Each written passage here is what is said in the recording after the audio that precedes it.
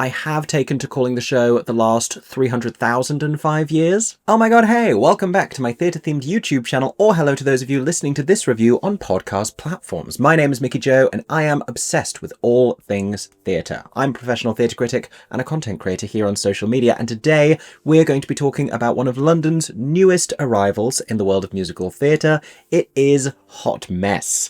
I had the joy of seeing the show last week when it opened at Southwark Playhouse Elephant in London. I had seen it previously at the Edinburgh Festival Fringe, where it became this hot ticket, this sold-out, award-winning, celebrated success. I am so glad that it has finally made its way down south and that London audiences are now getting a chance to enjoy it as well. It stars Tobias, Turley and Danielle as humanity and the earth in an increasingly toxic relationship that allegorically represents our own relationship with the planet and talks in a playful and funny and ultimately more serious way about climate change. All with a score of absolute bangers. I can't wait to tell you more about the show and why I enjoy it so much and why you need to go and see it at Southwark Playhouse. But before I do, if you have already had the chance to see Hot Mess, either at the Edinburgh Festival Fringe or at Southwark Playhouse, or before Edinburgh when it did a little preview run in Birmingham, the Birmingham Hippodrome specifically, a venue which is really nurturing and developing new musicals at the moment, doing fantastic work, let me and everyone else know what you thought of the show in the comments section down below. And if you enjoy listening to my thoughts and want to hear more of my reviews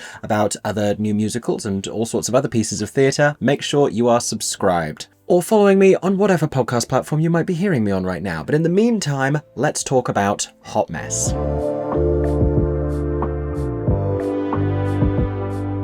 So Hot Mess has gone on something of a developmental journey. It is co-written by Godfrey, this rising star musical theatre composer, and Ellie Coote. The two of them together wrote the brilliant 42 Balloons, which recently had its North American premiere in Chicago after various versions in the UK. Jack is also the composer behind Babies, and Hot Mess is a show that they developed together a few years ago. It's had a little bit of a title change, but it is this musical representation of our relationship to the planet, and so talking about climate change, but doing so through this witty concept of a couple, of a relationship. In many ways it follows a lot of traditional rom-com tropes, more so than I initially realized. In fact, there is one moment when they're having something of an argument and then it's raining because the earth is getting frustrated and emotional, so it's raining, and then they suddenly kiss in the rain, and it hadn't occurred to me foolishly when I first saw the show what an obvious rom-com moment that is. Like when you're thinking of romantic comedy tropes and these stories of epic relationships that then go a little bit wrong, that kind of dramatic kiss in the rain, very The Notebook, very Hot Mess. Now I want to walk you through a little bit of the plot and how this actually works on stage, because even the most imaginative among you may be struggling to conceptualize how one person plays the earth and another plays humanity, and it is literal. It's not that like she has a name and he has a name and it's like representing the thing. She is literally portraying Earth and referred to as such, and he is literally representative of all humanity, which is obviously a difficult thing to write. It's also a difficult thing to stage. It's also a difficult thing to act. So kudos to everyone involved for not only wrapping their heads around how this is going to make sense, but also delivering such a neatly packaged version to the audience. And more so than anything else, that's what this show is. It is very streamlined and condensed in order for us to be able to instantly grasp what it is that we are looking at and just have fun with it. It doesn't wade into some of the more complex and thorny and devastating conversations around climate change. There was a real inclination, it seems, from the writers here to write something that was accessible, that could be enjoyable, but that could foster conversations about our relationship to the planet, about climate change, about these important conversations, without A, hitting people over the head with a hammer, or B, making everyone feel so depressed and disempowered that, you know, everyone was going to disengage from the conversation and feel as though there was no hope whatsoever. And so it's a careful balance of what they're trying to do here. We're going to circle back to that idea when I tell you more about my first impression of the show and what my expectations of it were and how that sort of shifted a bit. But it's summarized best, I think, by a very parallel interpretation of it that a friend and I had when we both were at the same performance of the show in the first week of the Edinburgh Festival, which was to say that it feels a little bit like going to see a musical that's being put on at the Science science museum and walking away thinking, wow, that was actually really great and like too good for the science museum. Because it is deceptively clever and sophisticated behind this sort of metaphorical ozone layer, if you like, of wit and joy and comedy, with its best creative asset undeniably being the score. Now let's talk a little bit more about the show, how it works, how it's staged, and what actually happens. So this is a one-act musical that charts the entire duration of this relationship, so beginning, as you might expect, hundreds of thousands of years, millions of years, I don't know numbers about science, a long time ago. It starts a little while in the past and actually continues beyond the conclusion of humanity's time on Earth or with Earth. For that reason, I have taken to calling the show the last 300,005 years. I think it's funny. And it begins with the Earth on stage introducing themselves to us, alone and in search of a soulmate, and in search of a species to cultivate, essentially. And the Earth is flirting with single-celled organisms before ultimately becoming very enamored with the dinosaurs and having to cope after their untimely meteoric demise. All of which takes place over the course of a single opening number, and which conveys to us, the audience, how this is going to work, because this is the Earth talking about themselves in a very playful way. The whole thing is riddled with these brilliant puns. In that first number, Earth is essentially looking for a species to date, and it's like Earth getting ready to go on a date, and so says the line, "I'm not picky, I'm just naturally selective." That is the caliber of the writing that we're going to get throughout the rest of the show. Soon enough, a second entity enters the playing space and introduces themselves as Hugh. Humanity, that is. Which is a little bit of an eye roll, but it's also cute enough and I'll allow it. And even though we're expecting this to immediately become this epic romance, there is initially a sort of a frosty reception here because humanity is not Earth's typical idea of what an apex predator ought to look like, especially after Earth just got out of a relationship with the Tyrannosaurus Rex. And this is where we have the opportunity to, within the metaphor of Earth and humanity as a relationship, nod to other relationship tropes, because there's a little bit of dialogue here between the two of them about Earth's previous partners not being right for them, a little bit toxic, and the notion of the person you settle down with who isn't necessarily the person that you might expect. It's also a nice little theatrical introduction to their relationship that's a little bit, not enemies to lovers necessarily, but they grow increasingly more irritated by each other. It's a little bit she loves me, a little bit much ado about nothing as well, I guess. Let's call it You've Got Mail, but with cave paintings. And eventually, as humanity begins to develop, that little bit of friction between them actually ignites more of a romantic connection, at which point the two of them begin to thrive in this hugely successful relationship, so successful in fact that when humanity grows frustrated about the progress that they could be making if they had more resources, Earth makes them aware of the fact that there are actually more resources lingering beneath the surface, which is this hysterically wild metaphorical representation of their relationship being taken to the next physical level. I don't think I need to put too fine a point on that, you get the idea. You certainly do in the show. And since this is a musical about climate change and about the entirety of our relationship with the planet and the duration of humanity as a species, we can all predict where this is going. And it inevitably reaches a place that is a little bit more destructive, a little darker. Like the last 5 years, we eventually get to some great frustrated argument songs and some great breakup material, which hysterically is so defiantly performed by Danielle Steers' Earth that the entire auditorium of people applaud for it, perhaps louder than any other moment in the show. And what it represents is Earth expelling humanity from the planet in the wake of all of this destruction and climate change chaos. And I do find it very funny that the notion of our potential extinction as a species is so enthusiastically applauded by this audience. That's very sweet, and it speaks to the material and the performances. But from new acquaintances to power couple to complicated exes, it's the writing and the creative choices behind this show that really make it as entertaining as it is. So let's talk about that next.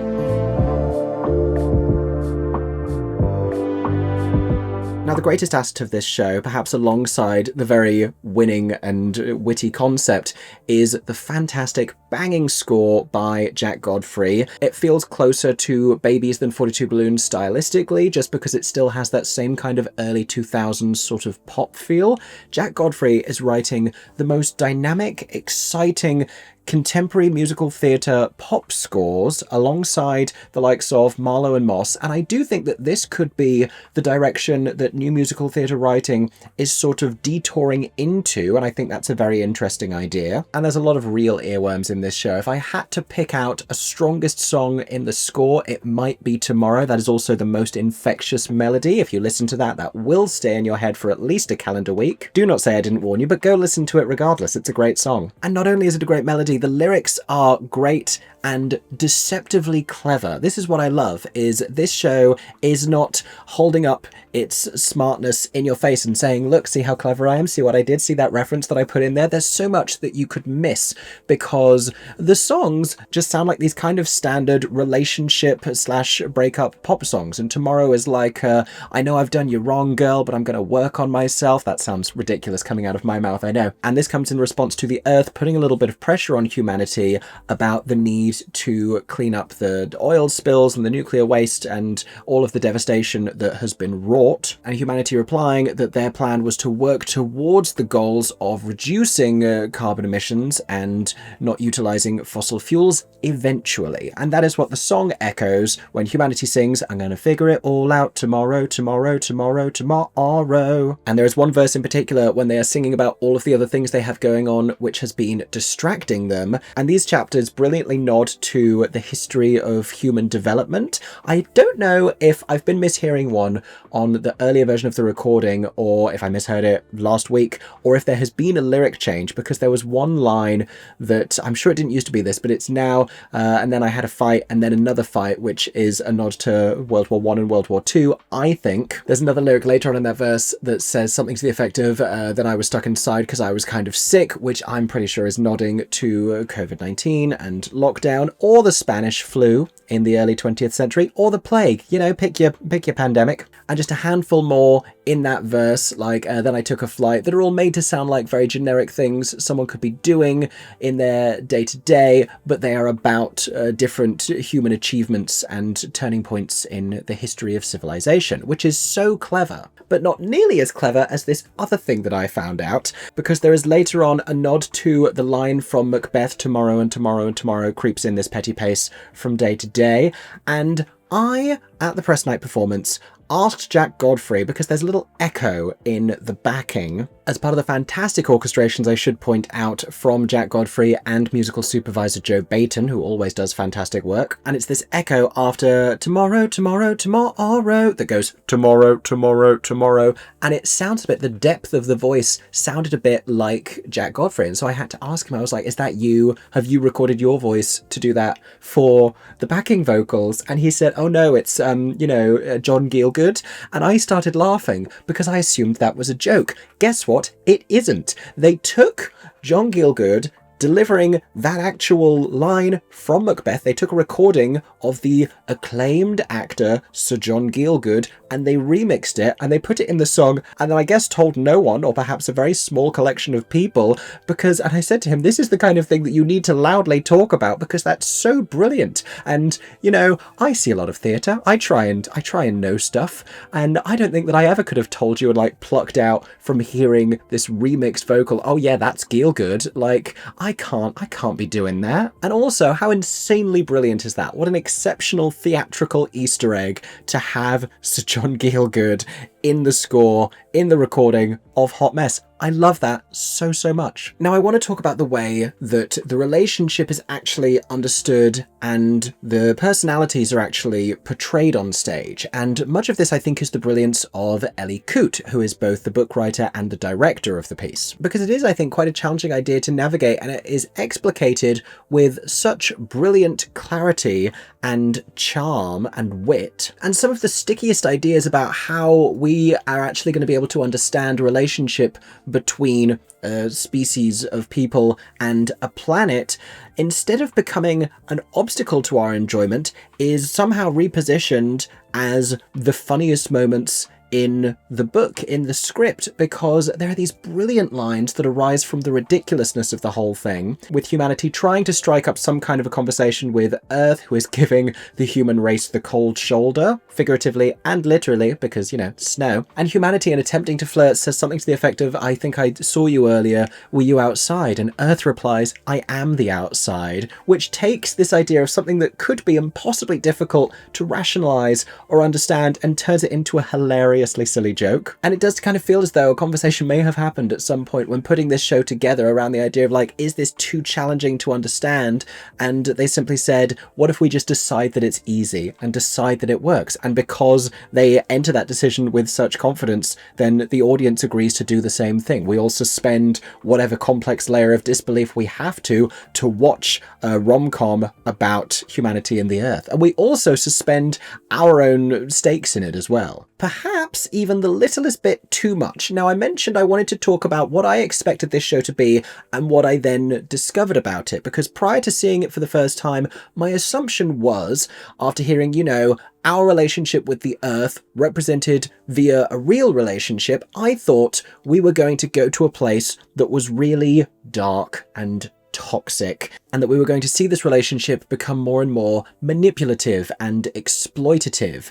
And at the beginning, the Earth has such control. The Earth is a boss, the Earth is empowered and confident and holds all of the cards, and is very much the dominant force in the relationship, deigning to eventually entertain the wishes of humanity and then granting access to her natural resources, as it were. And what I really hoped would happen is that we would see humanity go from this sort of meek, geeky, Seymour in Little Shop-esque kind of arrival and develop into a more dominant figure and then kind of exert their authority over the Earth, and we would see a real turning point in the balance of power in the relationship. And I don't know that we ever really do. Like, the Earth gets more and more frustrated and unhappy about the way the relationship is progressing, and there is reference to a perhaps affair when humanity goes unexpectedly to the moon, because in the context of the Earth being your romantic partner who is also a planet, I guess going to the moon for the first time does constitute cheating on them. And even with all of that happening, and even as we really begin to represent the climate change of it all, Earth just gets angry and then eventually stands up for themselves, but never really relinquishes power in the relationship, which is exciting to see, and it's great to see strong roles written for female performers. It's also very well received, like I said, by the audience. I just don't know if it takes us to that hard-hitting conversation about climate change or about toxicity in relationships and kind of emotional abuse that we could be exploring if we were to push the thing just a little bit further in that direction, if we were to see the Earth having given themselves over to the relationship and then getting, I guess, gaslighted and taken advantage of, which kind of feels like what we're doing with the planet, really. And so I did expect it to get a little bit darker, and I do think that there is a version of the show that could still go there a little bit more. I understand at the same time the inclination to keep it accessible and palatable, and instead make this really charming and funny and enjoyable date night show. I mean, it's the perfect date night show, my goodness, that will then have people going like, and you know what, we should really talk about climate change more, rather than being like, God, and I know, and it's terrible, and the planet is slowly dying, and there's nothing we can do about it because the billionaires are responsible. Like, it's ultimately probably more beneficial to introduce the conversation about climate change this way, rather than to be like, and remember, everything's terrible right now. Few more creative details I want to talk about. I really enjoyed Alexandra Sarmiento's choreography, and there's only 2 performers on stage, but really well incorporated into the show. I like its visual identity a lot, and this is another big question.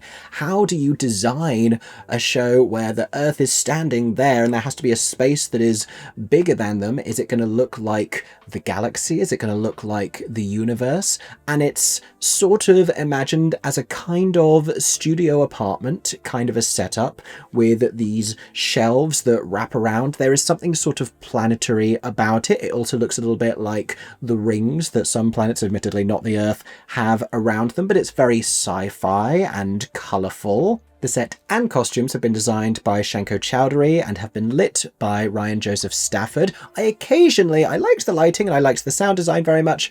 I wanted a little bit more spotlighting just on the performers' faces. It's been adapted from the Edinburgh Festival Fringe staging to play to 3 sides in the auditorium, this slightly less than desirable auditorium, I think, at Southwark Playhouse Elephant, and they play very well to the seats on the side. I don't think you need to worry about where you are sat necessarily unless you're maybe at the very extremes, but a little bit more lighting on their faces I think would go a long way. Finally, one more detail I want to tell you about the show, and I've been trying to honour this in the way I talk about these characters in the review as well, is that technically, and Jack Godfrey and Ellie Coote are very good at this, there is no gender specificity written into the script. They are humanity and the earth, so allowing perhaps for some modulations of keys. There is the idea beyond this production, and it's incredibly well cast, and we will talk about them in just a moment, that these two characters could be portrayed by a whole range of different performers of different gender identities, and you could explore different kinds of relationship dynamics in the story of humanity and the earth, and a lot like how Constellations is now being done circa the last London revival with all of these different types of castings for this couple. I would love to see loads of versions of Hot Mess into the future as we career towards the extinction of humanity, with loads of different examples of performers in these dual roles. That's something that the last 5 years has never really been licensed to do, because that show is wildly specific, and Jason Robert Brown has wildly specific feelings about how it needs to be done, versus Jack Godfrey and Ellie Coote, who couldn't care less and who are literally opening the doors to all sorts of different combinations. But to finish, let us talk about this one and the performances of Tobias Turley and Danielle Steers.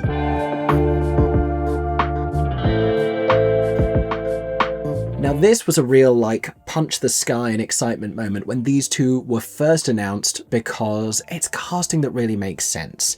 And what are you trying to embody when you are casting humanity and the earth? Well, for humanity, you're looking for this everyman who is capable of range and versatility, who can go from being this, like I said, charming arrival, little geeky, into a stronger presence. Tobias does that very well in the show. And then for casting Earth, who better than Danielle Steers, who has a better voice in musical theatre than to be playing Mother Earth, than to be giving us nature, than to be playing the world. And if you've not heard Danielle Steers sing live before, then what an experience you have missed out on thus far. I knew she was a star the moment she had sung her first line in Bat Out of Hell, when she sang "Baby, we can talk all night," and she has a real depth and a resonance to her lower alto range that is so thrilling, that is almost sensual, in fact. It's why she was so great as one of the 3 Chers on the UK version of the Cher show, but she's fantastic in this because she has an undeniable power when she is admonishing him at the end and singing "Get out of my house, this is my house."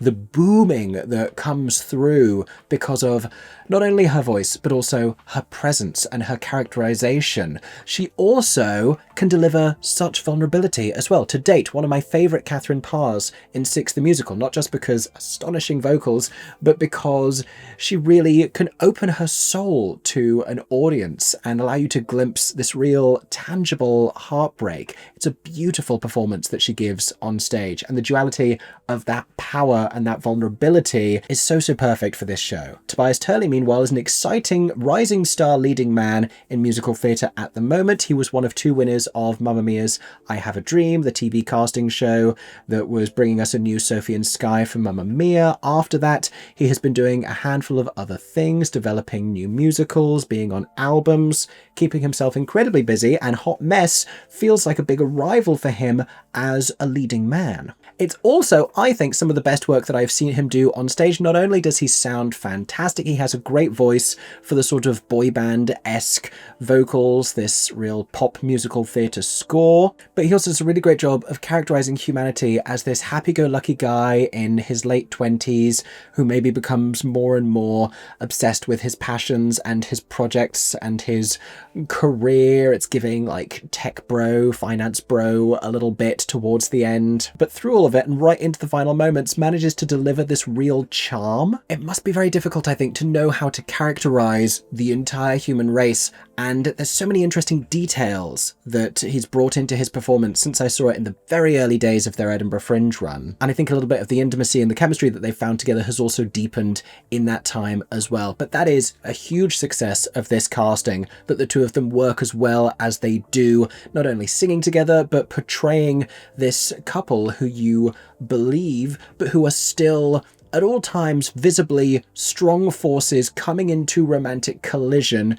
whose eventual separation kind of feels just as inevitable. I could sit down for hours and I don't think I could tell you better casting that I could conceive of than Toby and Danielle in these parts. I think they are fantastic. And they are also established West End stars who at this venue you are getting to sit feet away from and experience these vocal masterclass performances from. Go to this show to hear these songs, to hear them singing these songs if for no other reason. Off-West End musicals like this pop up occasionally where audience members get to be in real proximity to fantastic performances and exciting new material. And I do think Hot Mess has an exciting future. I think even beyond this production, I hope that this is a show that, because it would be so easy to do so, gets produced around the world like the last 5 years can be. But before that happens, you are going to want to have seen the original production with these two starring in it. Go and check out Hot Mess. Take a date, take friends. It is a fun, joyous and exciting, dynamic night at the theatre at Southwark Playhouse Elephant. Big recommendation from Mickey Joe Theatre. And while you head off to go and buy your tickets to go and see Hot Mess, all that remains for me to do is to say thank you so much for listening to this review. I hope that you enjoyed. If you want to hear what I have to say about other shows in the UK or in the US, wherever I happen to find myself over the next few months, make sure to subscribe right here on YouTube, turn on notifications so that you get to know every time I post a new video, either a review or a piece of theatre news or a theatre-going vlog. Of course, you can also follow me on podcast platforms or other social media apps. If you have already seen Hot Mess, let us all know what you thought of it in the comment section down below. And as always, I hope that everyone is staying safe and that you have a stagey day. For 10 more seconds, I'm Mickey Joe Theatre. Oh my god, hey. Thanks for watching, have a stagey day. Subscribe!